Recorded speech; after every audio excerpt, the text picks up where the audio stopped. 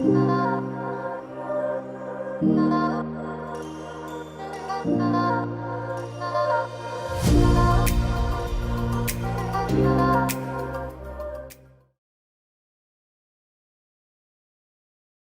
welcome back to BeingBrasian. Hello everyone, and we've got Debs here. Hi. On the top, and we've got Amra down here. Hi. And we are very excited to be talking about the topic of family today.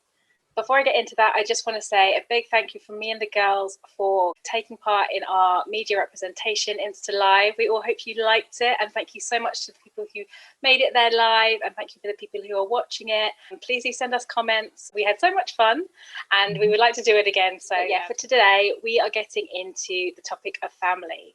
And the first question that I'm going to pose to the girls, could you tell us the story of how your parents made it to the UK?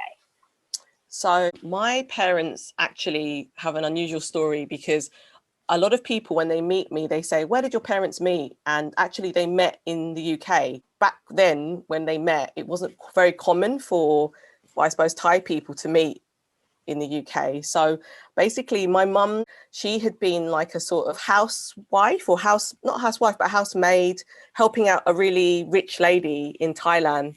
And she came over with a group of women that were sort of all helping this lady.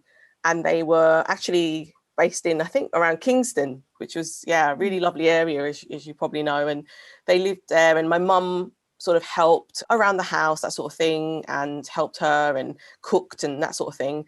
And then my dad had come, I think he had come because he wanted to just find some work in the UK. He didn't finish school, my dad, so he kind of got to the age of about, I think 16 or something like that, 17, and he thought, you know what, I want to go to the UK. So he came over, and the first place he ended up in was Wales, which is really random. He told me that he ended up in Wales, and he didn't know very much sort of English, or, it was all kind of new to him. And then he ended up in London after getting some opportunity working. He worked at a couple of jobs as a waiter initially in some different places. My mum, when she came over, she started off in that rich lady's house. And then basically my parents met at the Thai temple, which was in Wimbledon. That's how they met. And when they met, they basically got married quite quickly. And what happened was my mum ended up working different jobs. She worked, I think, in a hotel, doing like sort of like a housemaid, doing morning service. And my dad worked in a restaurant, sort of waitering, and then he went into, he became a chef after that, and then worked in a hotel. So they all had kind of very different paths, and they met in really different, like it wasn't the usual way that they would meet. And I always get surprised when I hear about how my mum and dad met, because I always think, wow, I didn't think they would meet in the UK. I think they would have met in Thailand. So it's always a really nice story when I tell people, like, actually they met here.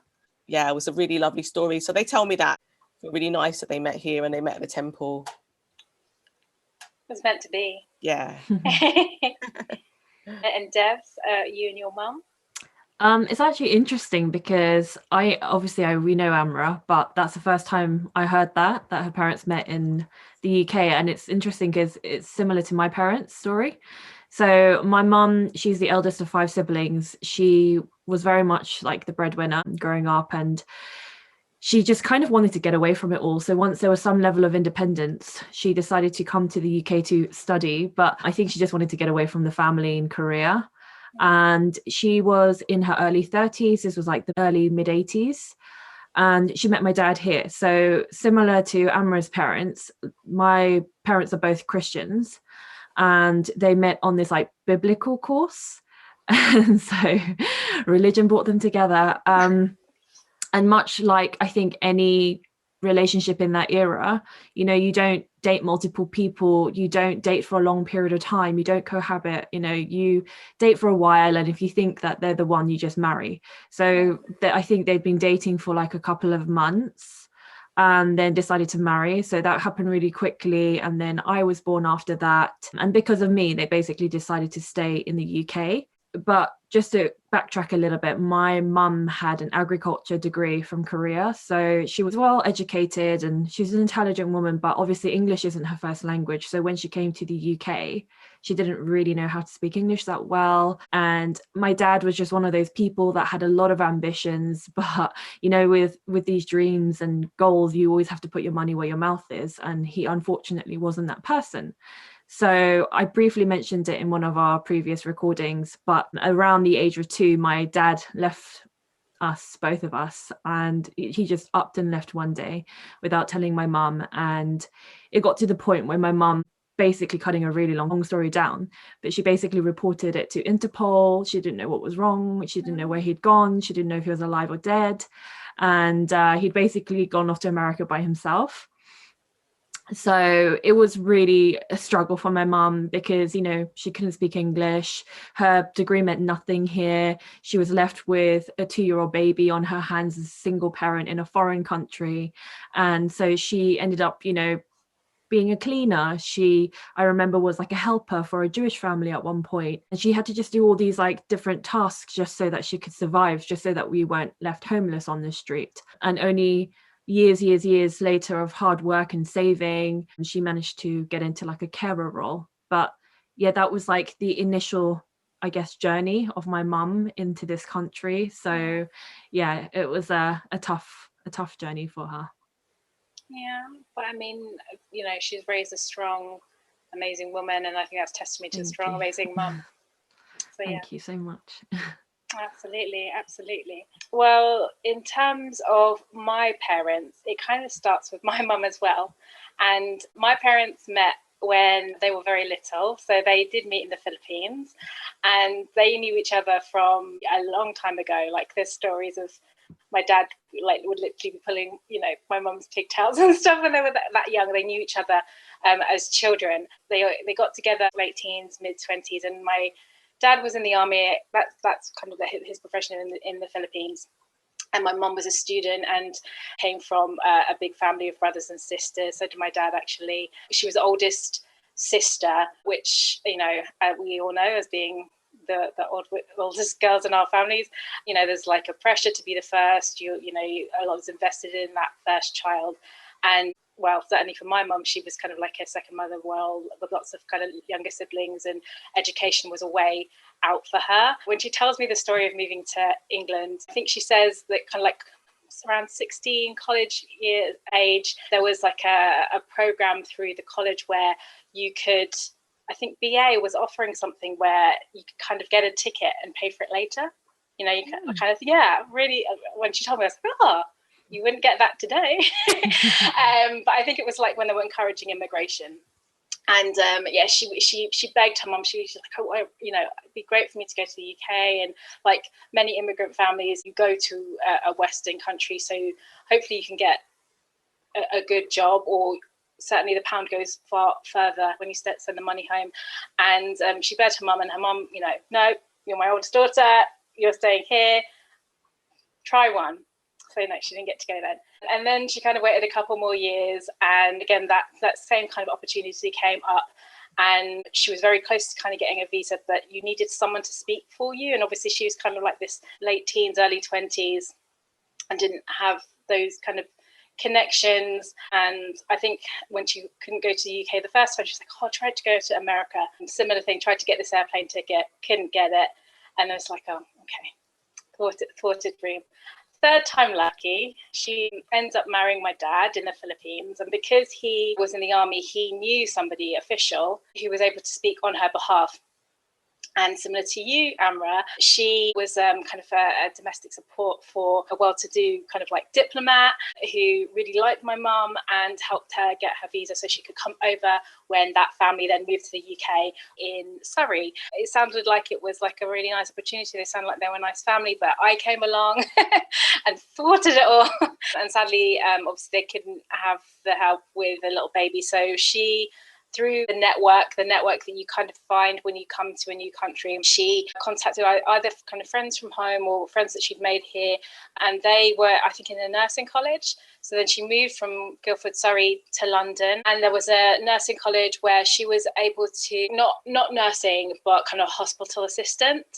And because there were so many women at the time, they could help with the childcare. But obviously I was getting older, and again, that couldn't last for long. So my dad was able to come over, and then that's how they they made their lives here. When he came, similar, he went into the he was in the catering industry, I believe. He worked in a hotel, and then he found stability being a caretaker in one of the London boroughs, and that was the job that he had until he retired. And my mum then moved on to working in the Royal Mail, and again she was in that job until she retired. And I think it kind of says a lot about them and their immigration story, that they came here to build their family, to have a better life, and that meant maybe sacrificing what their ambitions or their goals were to raise me and my 3 younger brothers. And that's obviously something I'll always forever be grateful for. And it was really nice when my mum was telling me that story, because I got to see her recently in the garden, and that was so nice. And crazy that again at this age I'm only finding out the details of it, but really lovely to kind of hear how they got here and how I'm here. The next question that we have is your experience of growing up Asian with an Asian parent and family in a Western world. Amra, do you want to tell us how that was for you? So yeah, that's you don't really, it's funny, growing up you don't really notice that you're I think this links to kind of stuff we spoke about in the past, that you're from an Asian family per se, until you start to do things in the outside world, such as go to school, or we talked about packed lunches in previous episodes, that you start to really notice that you are from an Asian family. And you then start to notice culturally as well that you do things that are a lot different to other families. So some of your friends that you might visit when you're growing up, I remember they would come over and they would see that I would take my shoes off before I come into my house. And they go, why do you take your shoes off? And I'd say that's a Thai culture thing. We take our shoes off. We don't like to walk around in the house with our shoes on. And just little things like that, where I would really notice that we had these little things that we would do. We moved around a lot when I was young. So every time we moved house, we would get the monks to come and bless the house. So that's part of the cultural side, and the sort of side that my mum and dad would bring. A lot of that they would really push. I would feel it a lot more, especially when I was younger than I am now, because I think now I'm a lot more embedded in the Western culture and the Western ways. But growing up when I was young, my mum and dad really tried to sort of keep me very Thai.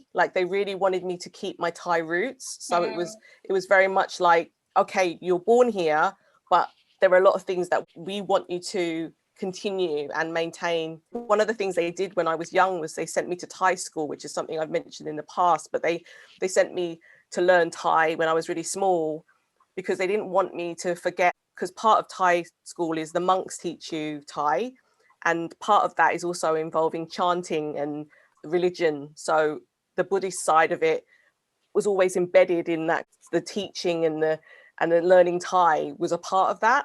So I think I always realized, wow, when I'm at school, I'm Buddhist as well. I'm not just someone that goes to school and I'm British. I think the identity and my identity comes from my family. It stems from my family. And as I've gotten older, I've really appreciated that. The fact that I am bilingual and I can speak 2 languages, I don't take that for granted anymore. I used to think, oh, why would I have to go? And I don't really want to go, and I don't want to study, Thai, and why? I live in England, I don't use the language. But then when I go to Thailand, I get to use it. I get to speak to my cousins, I get to speak to my aunts, my uncles, and I can communicate with them. Whereas I feel that if I just spoke English, they wouldn't be able to really understand me. And actually that's another thing, when you go abroad and you take that with you when you go back to your country, when I go back to Thailand, I still feel, it's so weird, but I always say I straddle, but I feel like I'm British and Thai. Even though my family have taught me to be very Thai, I still feel like they don't really get me when I'm in Thailand. They still think I'm British. Just they can tell by the mannerisms, the way I talk and everything else. And I'm digressing a bit, but in terms of family, I'm much more attuned to that now, and what I've learned as I've gotten older. And I definitely feel like I'm embracing that more now. And that's why I'm so pleased we created this channel, because this is a chance for me to kind of get in touch again with who I am and my identity as someone who is ESEA and, someone who is of that Thai heritage. I feel really proud now that I've got all that within me. Mm. Oh yeah, sorry, such a long answer, but No. yeah. No, it's a great answer. It's a great answer. And Deb? So I don't really know where to start. So with growing up with my mum, it was tricky on many different levels. I think what didn't help is the area I grew up in was quite, I wouldn't say an affluent area, but everyone was very quite comfortable financially. It was very much that nuclear family, that traditional family ideal, template really. And obviously, like I said before, there wasn't hardly any EC people in my neighborhood. Like I was pretty much the only one. Obviously my school as well. So imagine, I'm EC myself. I have an EC mum. She's single parent. We were probably a lot less well off than a lot of people a lot less well off than my peers at school. And the fact that my mum's first language wasn't English, so there was so many different elements of it, because even with things like parents' evening, there were times where I'd have to translate for my mum, and I'm sure a lot of my peers couldn't relate to that. So she would understand the basic stuff, but then if, say, the teacher gave feedback on something really specific, she would turn to me and say, oh, what does that mean? Or can you explain? And I have to literally translate on the spot.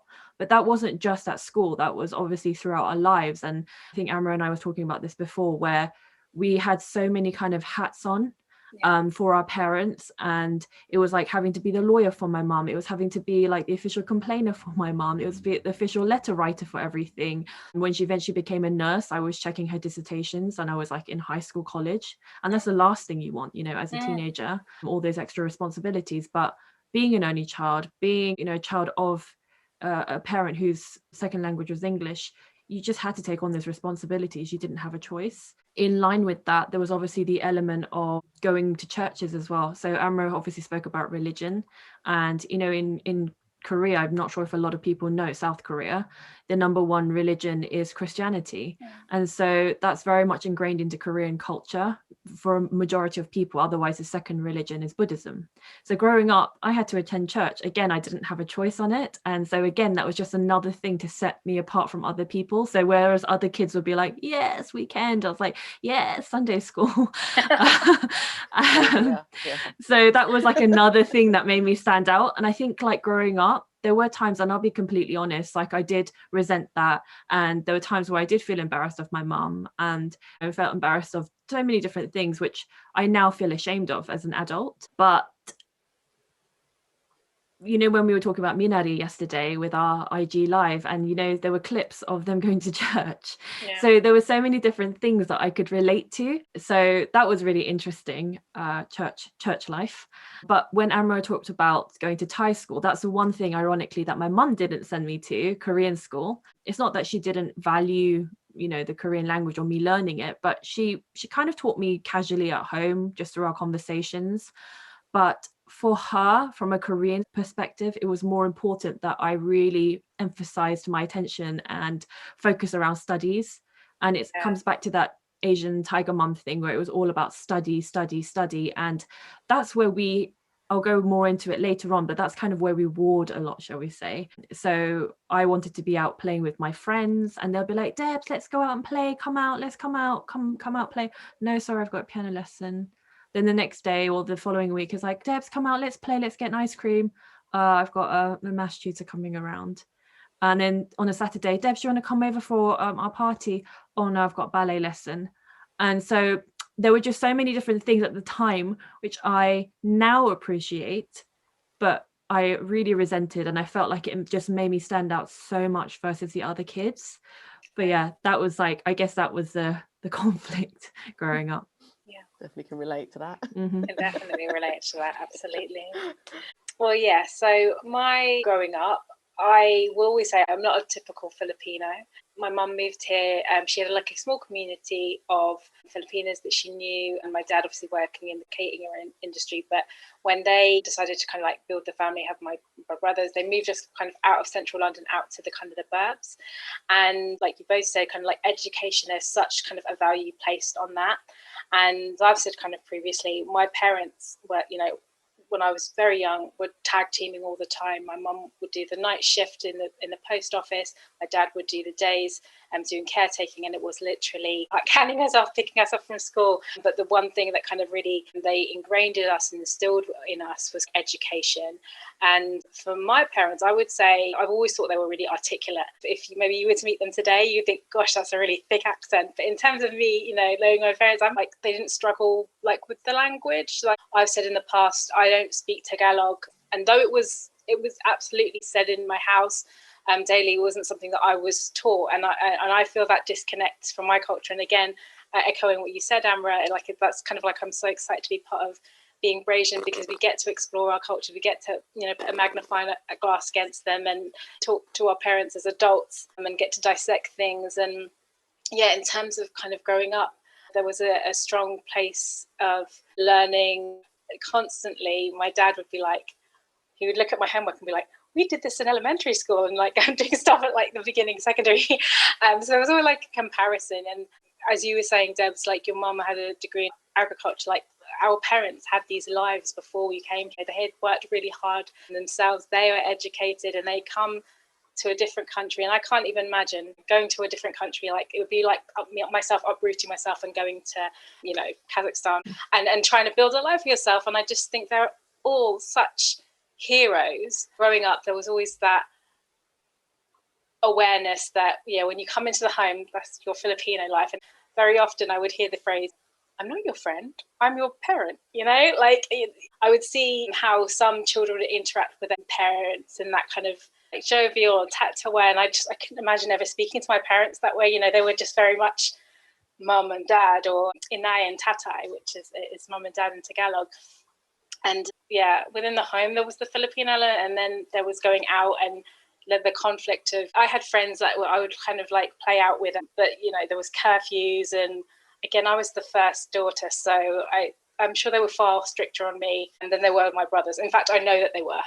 So growing up, there was a lot of kind of expectation, and I think I can only speak from my experience of the Filipino community, but there's always kind of this really being proud of like, oh, your children's achievements, you've worked hard, and this is what your kid is the top of the class, or they can play the guitar, or they can do this. And at the end of the day, you kind of just want someone who maybe you can have like Friday popcorn nights with, as opposed to being this child who has to live up to these expectations. But growing up, I empathize with both of you in terms of having that life inside your home, which is trying to keep your culture, but then the conflict that might arise because you're going out with your friends and they might have things that are more acceptable to them than it is for you. So that was my experience growing up. So the last question we have, how was your relationship with your parents growing up, and how is it compared to now? It's a really good question. I feel as though I understand my parents better now than I did when I was young.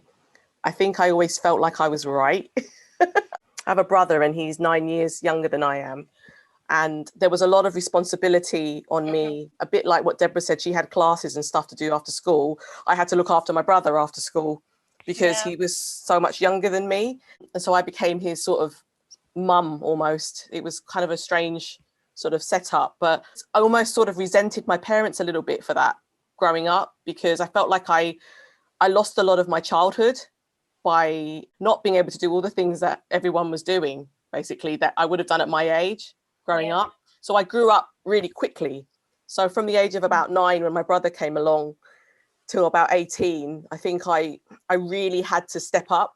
And I think it was quite a strange relationship, because I felt like my parents, they had a lot of high expectations for me. We talk about high expectations, but being the oldest, and they always thought that I would do well at school, and they never really, I guess the expectation of me was that they never really kind of checked my work, or they never, because they always thought, oh, she's going to do well, because they kind of expected it. And with that comes a lot of pressure, I think, growing up, because I was like, oh, I have to be this person that they want me to be, which is perfect in every way, good at everything, every subject.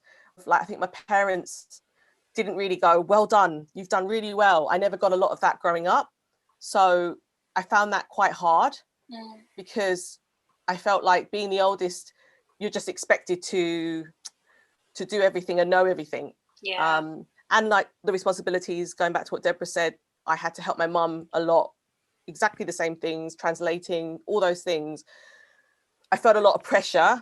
And then as I got older, and now that I've seen them, sort of my relationship with my parents is definitely better than it used to be. Not that we never got on or I didn't love my parents, but it just feels like I understand, especially everything now that I know they're when I talk about, you know, that what you said, Tracy, about their real story about how they got here, the struggles that they faced. Now that I know that and I am older and I can appreciate that struggle, and especially watching movies like Minari, and it just makes me, I mean, I was crying watching that movie because it just made me think about the struggles that my mum and dad had coming here and all the things they had to face. And so to answer your question, I'd probably say that my relationship with my mum and dad is probably a lot better now than it was when I was younger, because I think I truly now appreciate what they've had to go through to get to where they are today. And my parents weren't actually, you're very lucky both, I mean, my parents weren't educated, so they relied on me to kind of be the one that would do really well at school, because they didn't do very well at school. And that was quite a pressure on me, because I felt like I had to do really well no matter what I did. So I think I've grown up with this sort of, I've got to be perfect. I have this sort of perfectionist idea of how I should be now.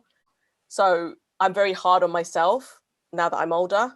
And that's something that's just embedded in me from when I was a child. But now I think, like I said, sorry, I do appreciate my parents a lot more than I did when I was young, definitely. Yeah. Thanks, quite universal. Yeah, again, can relate to so much to what Amra said. You said it was different because my mum was educated, but it did, like I said earlier, it didn't really make a difference in this country. So it doesn't make, and it didn't make a difference in terms of the pressure or her expectations on me.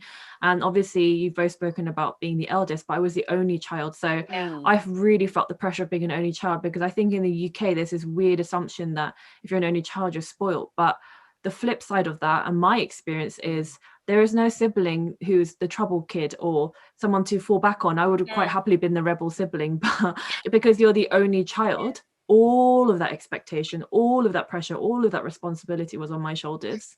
And I definitely felt it growing up. I still do from time to time.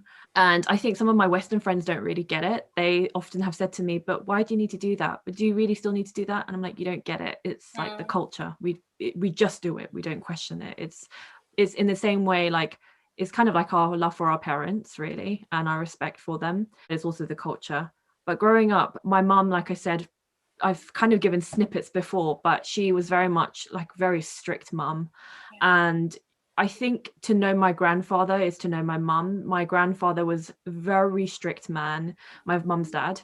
He didn't really know how to express himself emotionally. And, you know, at the time, my grandparents lived through the Japanese invasion over Japanese rule. So they lived in a very, very tough time, and it was about survival. And then with my mum, it was about survival, not only in Korea, but also here in the UK, but in a different way as a single parent.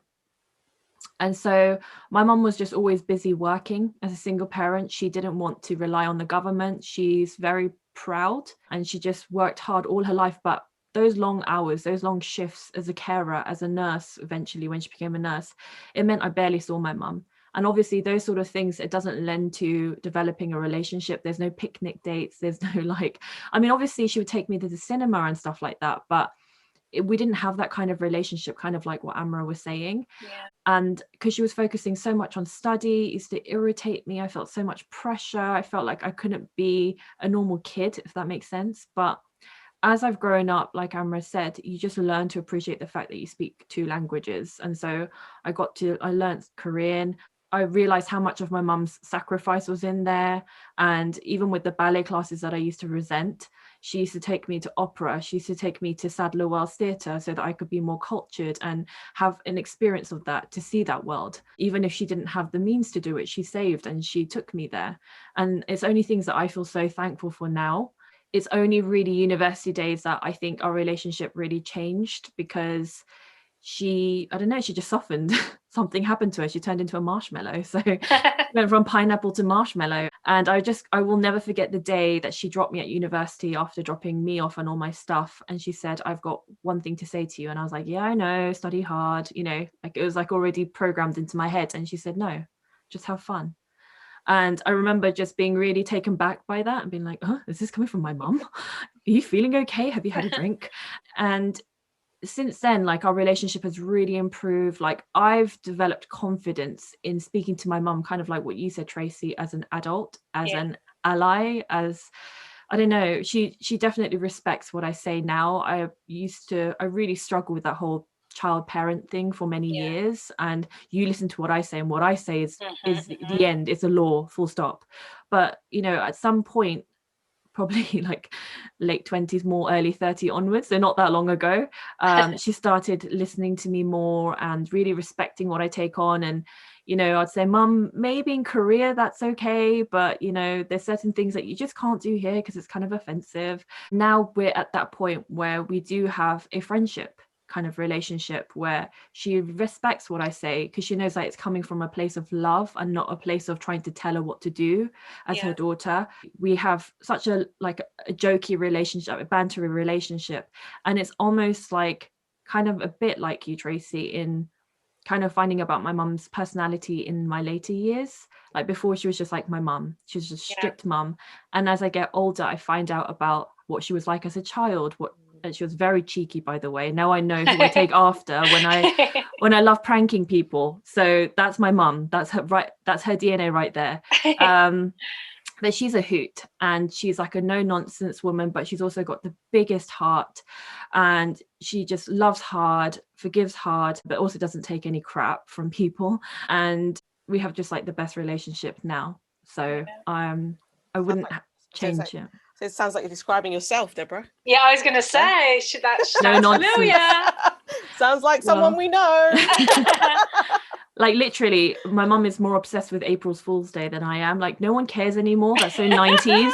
And my mum this year on the phone from Korea was like, what are you going to prank Thomas with this year? And I was like, oh my God. Giving me ideas. That so much. She sounds very mischievous, your mum. Yeah, she is a little bit.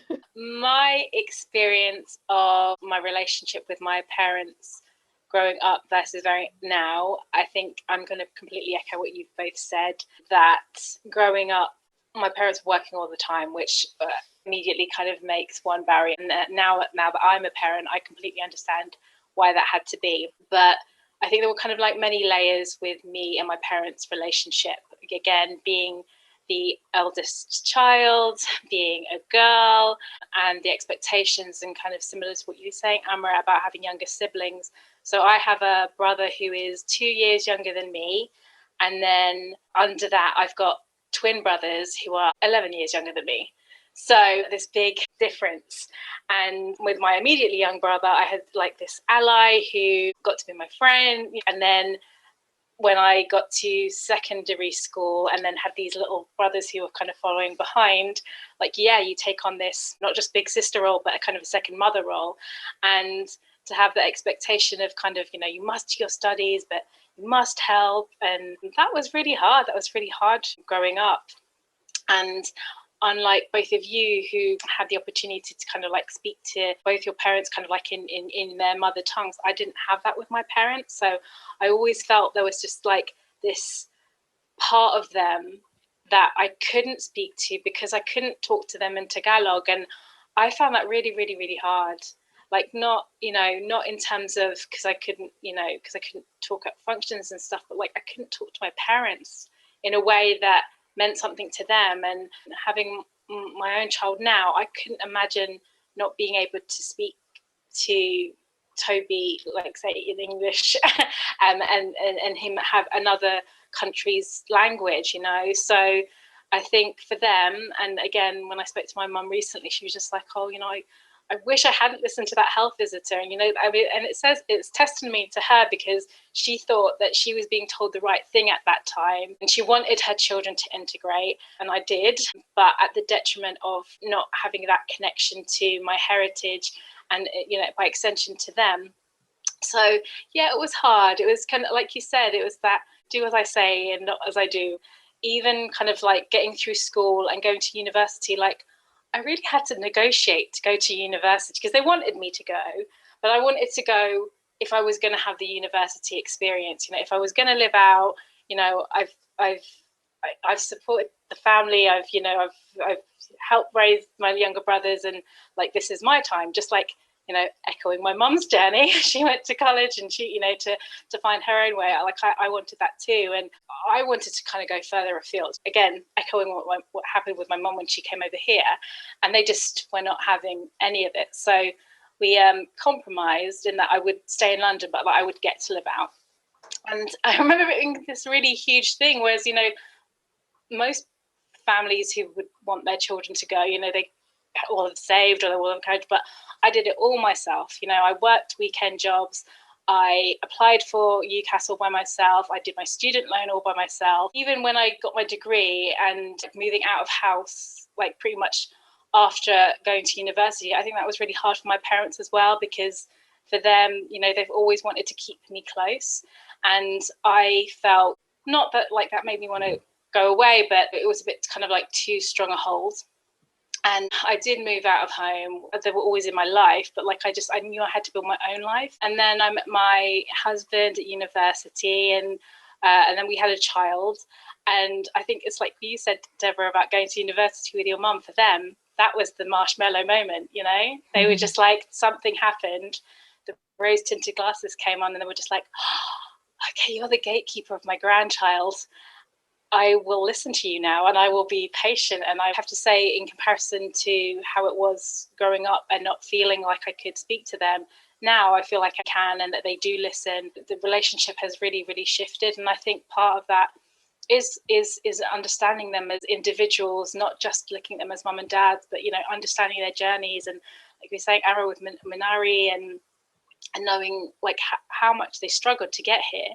And again, like the struggles that I have with just, raising a child, and my husband, paying a mortgage, to do that and to try and do that in a different country, I don't know how they did it. I don't know if I could do it, but like, my hats are off to them. And like, I hope, mum and dad, if you're watching, like, I am so, so grateful. But yeah, it got a while to get to this point, but like, it's nice to know we understand each other now as adults. And I'm so grateful for all the sacrifices that they did, and now they're retired and they get to kind of enjoy their lives, and they've earned it, and now the struggle is real for me.